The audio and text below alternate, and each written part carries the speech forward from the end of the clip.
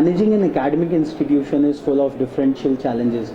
We have with us Professor Anand Mohan Agrawal, who is the Pro Vice Chancellor at the GLA University, a product of the prestigious BIT Meshra, and having worked at ISM Dhanbad, associated with the AICTE and also the Indira Gandhi National Open University.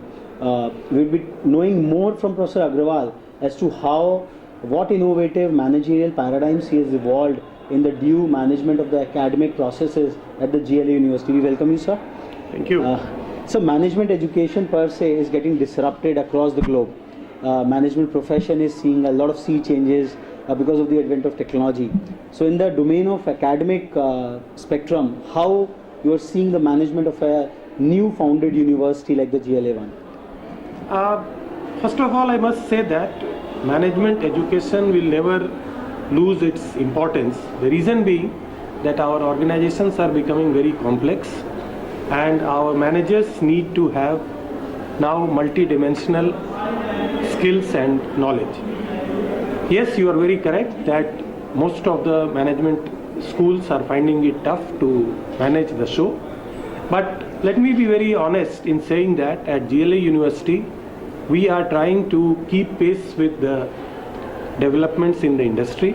And since we became a state university in 2010, we are constantly revising our syllabus, where we actively involve the professionals from industry and academic institutions which are of repute. The other thing what we do is a lot of emphasis on case studies and the development that is being currently happening. Our teachers are deputed to reputed institutions like IIMs and IITs in the summer vacation and winter vacation to go and sharpen their skills. At the same time, we try to refresh their knowledge through in-house faculty development programs also. Our students are given real-life projects during their summer vacation, where they are expected to formulate the objective of the study and analyze the data collected and come up with some conclusion. Recently, we have signed an MOU with National Institute of Entrepreneurship Development, Noida, to establish an entrepreneurship development cell at GLA. It has already been made functional, and we expect that some of our students, both in management and engineering, will be taking advantage of these programs and become successful entrepreneur. As you know, Mathura, Agra region has got tremendous potential for religious tourism, food processing industry, small entrepreneurial work like maintenance of new equipments and other things. And we, in that process, established a polytechnic last year at GLA. And in the process now we are trying to identify those areas where our students can be made entrepreneurs. Our interaction with the placement, through placement department with industry is very good.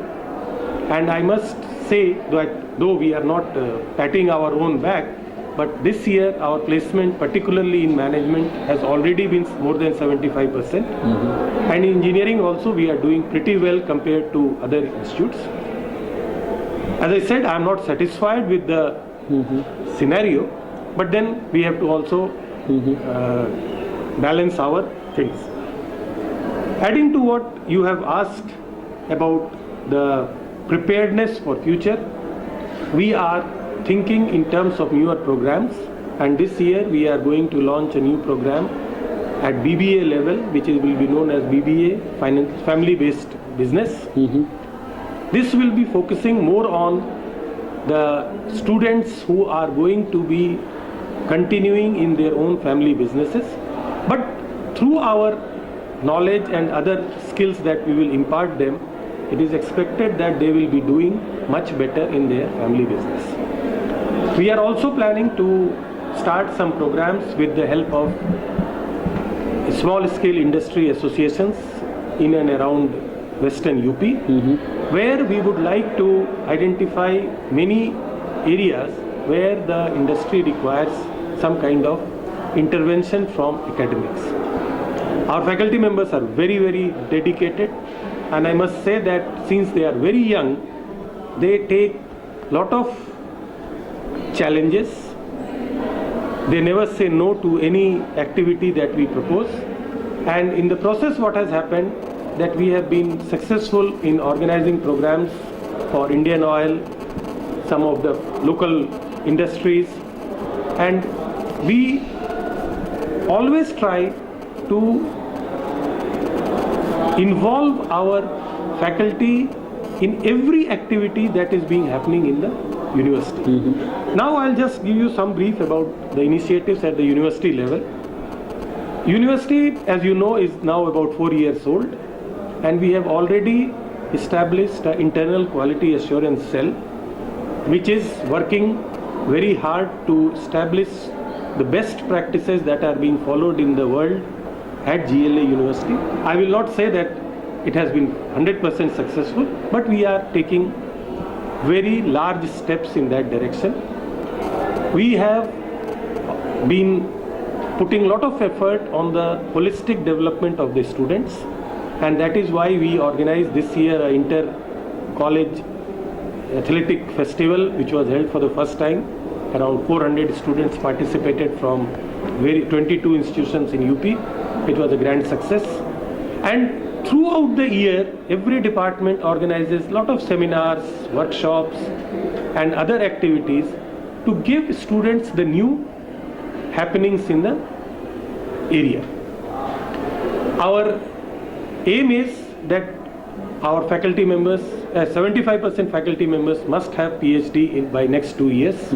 For that we are sponsoring them to the better institutions, or we have also started our own PhD programs. Currently 63 scholars are working, and we expect that by 2015 beginning our own GLA University PhD will be coming out. We have put lot of emphasis on development of laboratories. We are also giving lot of emphasis on the online courses that are available free of cost on the web. We have started working with NPTEL, which is a IIT initiative. We are also downloading things from MIT and Harvard course materials, and we are trying to share all these information to our students so that they during their evening time or study time can take advantage. You may be knowing that our hostels are all having internet facility. We are having very good speed. Since last month BSNL has upgraded our bandwidth, and our students are very happy with the internet facility. We have 24 hours power backup, so students need not worry about the power situation. So all these initiatives we expect will make our college, our university, one of the front runners in the country. It will take time. I am not saying that we will be achieving these things overnight, but as I am confident that our efforts and our initiatives are in the right direction, and with the help of faculty members who are our backbone, we will be achieving these targets much faster than what other institutes did in the past. So the gap what we have today will be bridged within next 2 to 3 years. We are hard working on our accreditation process. Next year 2015 we will be applying to National Board of Accreditation and National Accreditation and Assessment Council to come and accredit our programs, because we want to have all accreditation certificates which are available in the academics with us, so that our stakeholders have faith in us that yes, this university is worth going, as well as our faculty members will have a lot of confidence that the systems and procedures that we are following here are of the best quality. Any more thing if you want? Sir, basically you talked a whole about the directionality of the whole university in which it is moving and the focus out there. You would like to know more about the hallmarks of the management paradigms at GLA University, the kind of policies and practices pertaining to the faculty members and pertaining to the other staff members. Okay. Yeah. I'll tell you, you see, we are a private organization, but what we have been always striving at is that we will give all the facilities to our faculty members that are available in the good government institutions.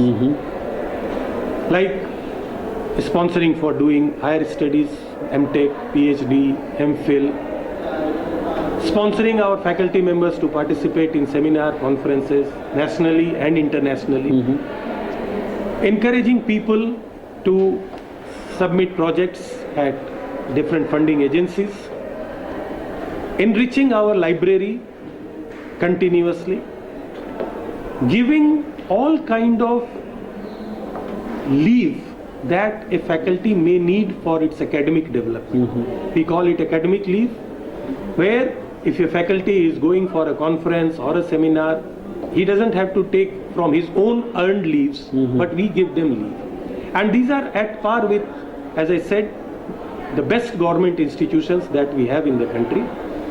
This gives a lot of freedom to the faculty so that they do not have to think that if I submit a paper to some conference, I will have to pay from my own pocket for registration, or I will have to pay for travel or stay. We have systematized everything and it is widely publicized.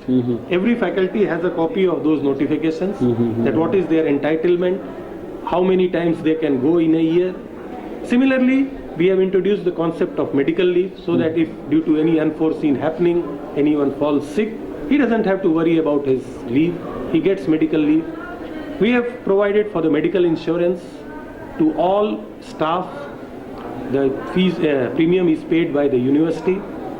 So we are trying to include all those perks and facilities that UGC has recommended to the government institutions, so that we can attract and retain the So you're good faculty. benchmarking with some of the best government We institutions. are following all things that is being followed by NITs and IITs. We don't go below them because NITs and IITs are the benchmark in the engineering. IIMs are benchmark for the management courses.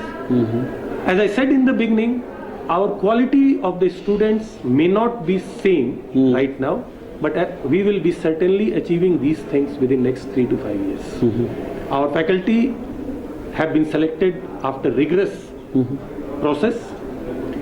We give them 100% salary what government institutions get. We give them full DA, we give them full basic and AGP, academic grade pay, so that no one has got this feeling that had I gone to some other college I would have earned some more money.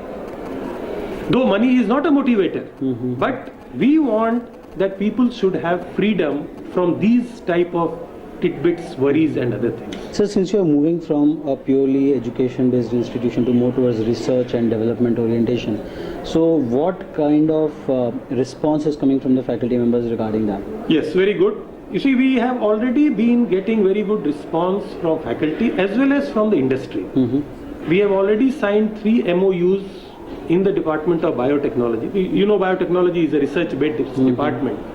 It can never be a revenue-earning department. But having realized that biotech is future of this country, we have put a lot of emphasis on that.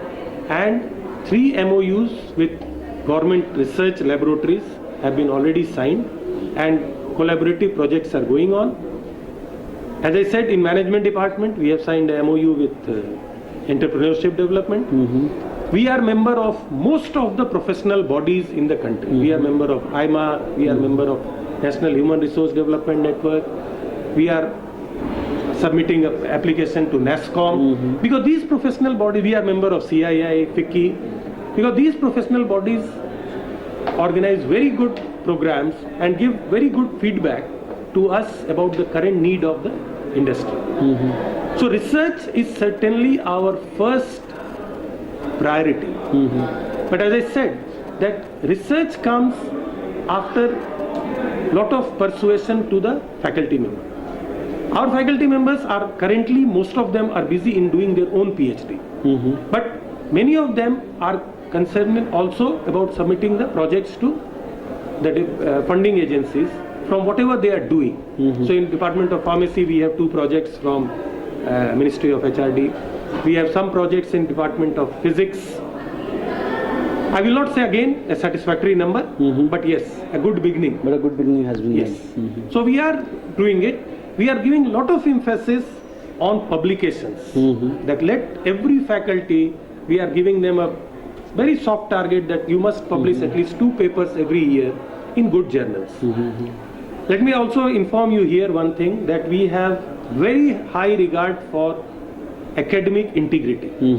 And one of the things that we have done last year is installing an anti-plagiarism software. Okay. So any faculty who is writing anything, even MTech projects, PhD thesis, any paper, they have to first check it through the anti-plagiarism software. It is known as Turnitin.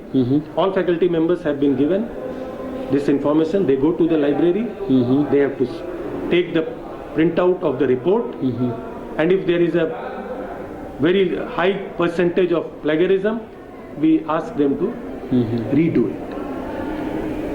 Because in academics, integrity is the most important thing. And this we are telling to our students also. We are asking our students, whatever you do, if you are copying from somewhere, you have to give them credit.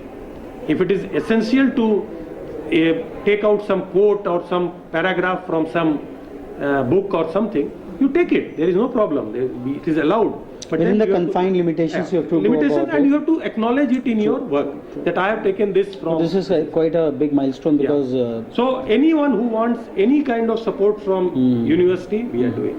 so since morning, like we have been meeting with a lot of senior leaders in the university across the departments. So one of the questions which was germinating, like what is driving these eminent people to GLA University, of which you are an integral part?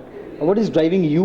What has driven you in particular to join this university and take it forward in a city like Mathura? So what are the ethos and what are the values of this university which attracted you in the first place? You see, in India, the biggest hurdle is a mindset of private versus government. If I am allowed to say, people feel that if it is in private sector, it is all hushes, some fraud, some covering up thing. If it is government, it is okay. Now I don't believe it. Having worked most of my life in government sector, I have nothing against them. But I have also seen some of the very good private sector thing happening. The second thing is challenge. Challenge in a private sector college is much more than in the government sector. And with every challenge, opportunity comes. So if you are in a private sector where there are good challenges, at least I have been trying to find out opportunities from here and convert those opportunities into strength for this organization. I never knew what is GLA University about a year and a half back. I was in Muscat for 7 years, and when I decided to come back to India, I told my friends, and some of them recommended GLA University. I just saw their website, met them, and I found that this university has got a vision and intent to excel. As I said, how quickly we will do, that is a challenge to me, and I have taken up that challenge along with my colleagues and along with my seniors. I cannot do anything alone. We are very fortunate that we have got a very dedicated and senior people in our university, and every day we find that yes, I have done some contribution in the system. Just like in your kitchen garden, when you go in the morning and you take out weed out some grass or something, you are feeling satisfied that okay, I have done something. Same satisfaction comes here, and that drives us. So where do you see your innings taking this university to? See, as far as my own concern is, I want to make this university by 2016 a regional destination for education, and by 2020 a national destination for education. I'm sure with the support of everyone, we will make it. So these are really bold, committed words from a eminent academic who has seen the world quite from closer quarters, and the confidence and the integrity with which he is envisaging the future of GLA University. We are quite confident that whatever has been intended would be certainly realized to a significant extent. So here we were with Professor Anand Mohan Agrawal, the Pro Vice Chancellor at the GLA University. We will be moving to the next destination of our campus walks. Till then, stay tuned.